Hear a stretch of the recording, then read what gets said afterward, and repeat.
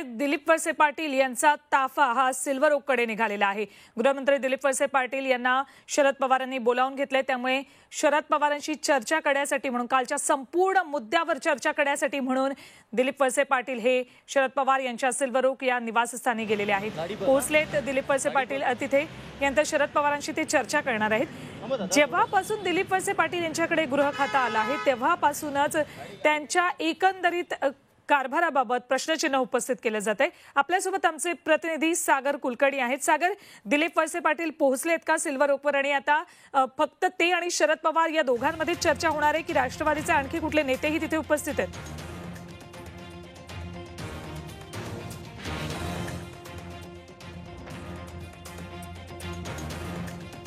माझा आवाज सागरपर्यंत पोहोचत नाही, आपण सध्या ही बातमी बघूयात।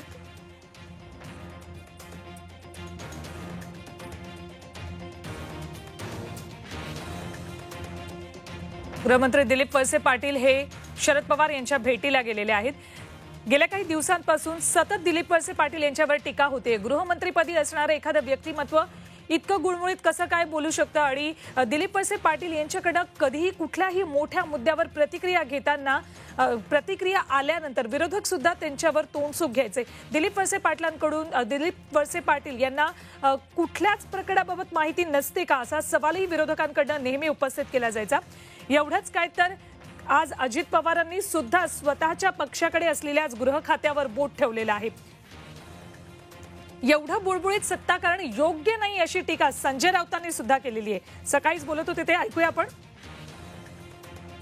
संयमाचा कडेलोट आम्ही नेहमी सांगतो, इतका संयम बरा नाही, इतकी सहिष्णुता बरी नाही। कायद्यानं अनेकदा कठोर व्हायला पाहिजे अशा बाबतीमध्ये। इतकं गुळगुळीत बुळबुळीत आणि बुलसट सत्ताकारण चालत नाही, त्याचे परिणाम काल आपण भोगलेले आहेत। यांचे जाऊयात आमचे प्रतिनिधी सागर कुलकर्णी यांच्याकडे। सिल्वर ओकवर ते उपस्थित आहेत। या ठिकाणी दिलीप वळसे पाटील पोहोचले, त्यांचा ताफा या ठिकाणी पोहोचलाय। शरद पवारांनी दिलीप वळसे पाटील यांना भेटीसाठी बोलवलंय सिल्वर ओकवर। सागर, या वेळेला फक्त शरद पवार आणि दिलीप वळसे पाटील या दोघांमध्ये चर्चा होणार आहे की राष्ट्रवादीचे आणखी कुठले नेतेही उपस्थित आहेत?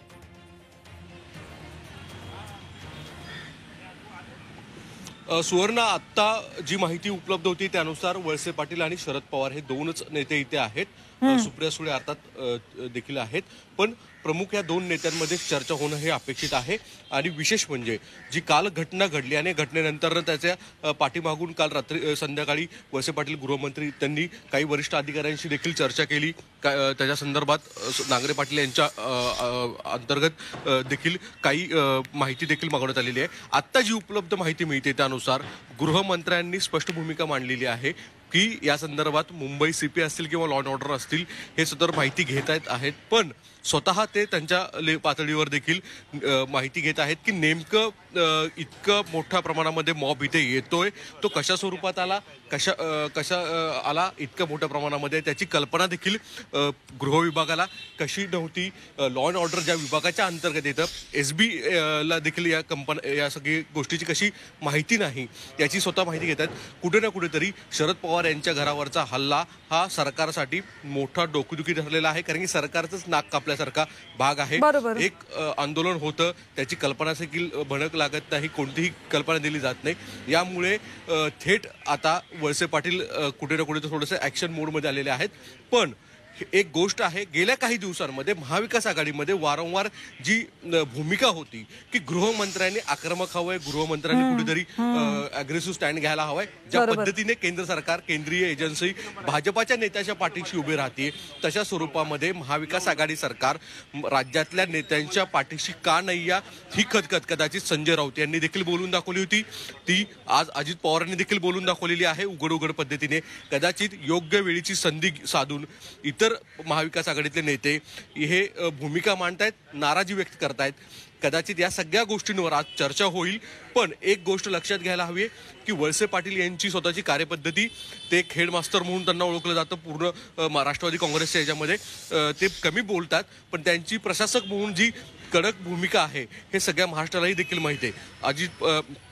पवार कुटुंबियांशी अतिशय निकटवर्ती आहे म्हणून देखील त्यांची प्रतिमा आहे. यामुळेच त्यांना गृह मंत्रालय दिलं गेलं होतं. गेल्या म्हणजे जर यापूर्वीचे गृहमंत्री अनिल देशमुख यांच्यावर ज्या पद्धतीने आरोप केले गेले होते, राष्ट्रवादी काँग्रेसची कोंडी झाली होती, महाविकास आघाडीची कोंडी झाली होती, हे कुठे ना कुठे जरी कमी करायचं होतं.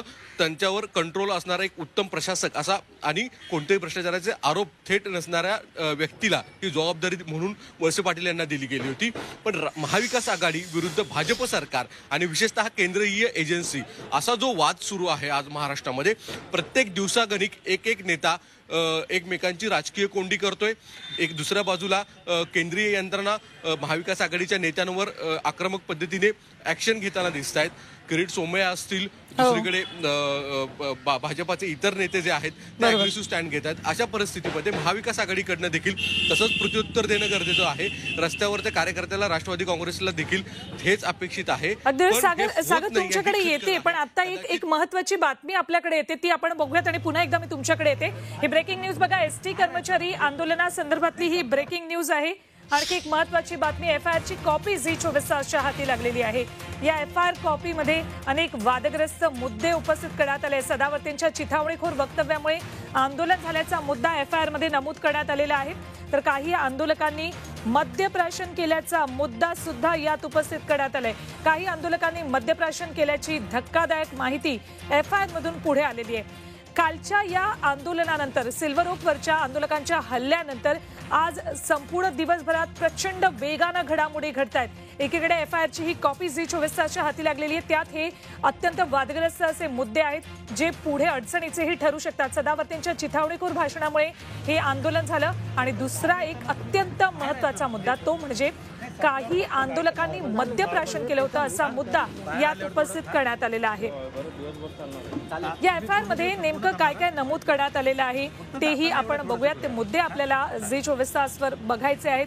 ही एफआयआरची कॉपी झी 24 तासच्या हाती लागली, त्याची एक्सक्लुझिव्ह दृश्य पण तुम्हाला आम्ही मगासपासून दाखवतोय. या एफआयआर कॉपीमध्ये काय काय नमूद केलंय ते हायलाईट करून आम्ही तुम्हाला दाखवतोय. एकीकडे आपण दृश्य बघतोय, काही वेळापूर्वी दिलीप वळसे